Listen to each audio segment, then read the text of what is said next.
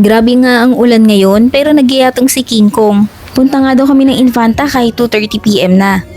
Ayaw na nga sumama ni Atosa kasi pagod na siya kakaalis ng bahay. Pero sinabi ko na lang na baka mag-swimming tayo kaya napilitan na siya sumama.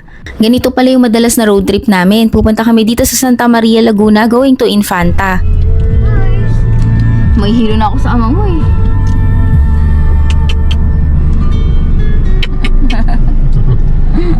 Ay, kita sa may lagi dyan. Kita tayo dyan. Masama rin pangit dito pagka yung ano na tayo. Ano na yung ito katulad na ito, may nagtatayo. Nagiging ano na itong lugar na to. Dito tayo, di ba? Ayan na naman yung Pikachu. Mami, hindi nga yan. Ayun na naman yung Pikachu. Boko.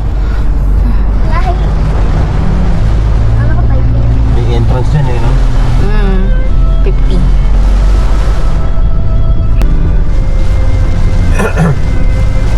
Tayo sa KM90. May bahay na nga. Yan, ganyan bahay matitira ka. Bakit ganun? Bibigyan mo ako ng mansion eh. Ayan eh.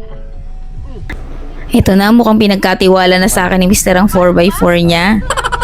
Sige. Akin pa ako? Hindi na, dyan ka na. Gusto hanggang ko.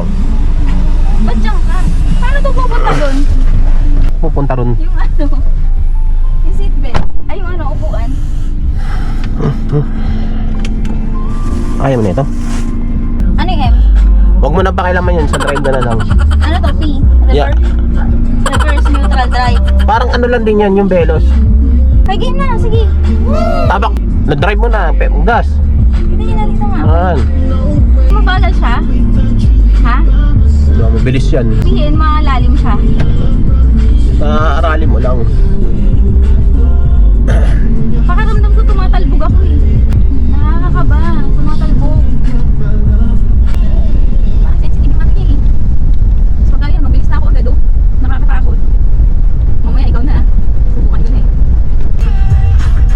Ay, nauuna pala to kaysa doon sa tulay. Ganda rito na. Ito yung pinaka Peak. most pinaka peak nitong ano ba ang bundok to? Ano na kaya? Sierra Madre ba to? Baka 103 pa lang, 104. Nasa 103 tayo eh. 104 siguro. Ganda na itong part na to, no? Oo. Eh di ba binibenta na? Tayo amo ng mansion yan, no? Binibenta nga eh. Grabe yung fog oh, parang hindi na makita oh.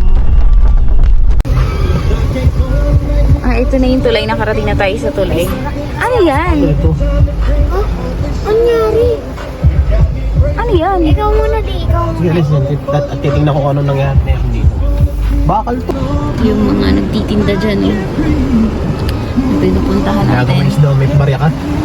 Okay, thank you. Ano yung bakal na yun? Ano yung bakal na yun? Ano po tulay? Ah, papaguin? Hindi po, bali Bigyan na lang kita 10 kasi nakabili na kami oh. Sa'yo na to. daan po ng windmill. Hoy, nakabili na. Ah, Oo. dito idadaan? Opo, dito daw po. Ah, dyan, Infanta yun sabihin, lalagyan. Dyan dadaan yung truck. Opo, yung may karga po ng LC ng ano namin. Pero tatanggalin din yan. Opo, Ah, mag-i-supporta lang daw po. para hindi bumigay. Gawa ng baka daw po hindi kayanin ng ano, tulay. Tulay, tama. Kailan daw po ang dating? Wala po sinasabi, pagka daw po matapos yan, mag-a-confirm po sila. Pwede na. I-ready na. Lahat ng tulay lalagyan yan. Hindi po, yung iba po tukod pa sa ilalim. Yung, pero dito po sa Quezon Bridge, ganyan po ang inilagay. Paano nadala yan dyan? Ay, green po, mga madami po. Ano yan buo o in-assemble? Inassemble lang po. Ah, okay. Pira-pira po, pira-pira susa. Tapos, Assemble. nadala po ng train. Tapos ay wina-welding po. Okay, salamat ha. Yung nadaanan pala namin na bakal kanina sa ibabaw ng tulay ay para sa mga windmill.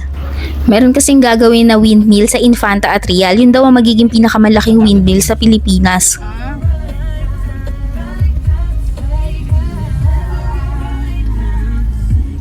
Umuwi na rin pala kami. Akala nga ni Atosa ay magsiswimming kami kaya dinala ko na lang siya sa 7-Eleven.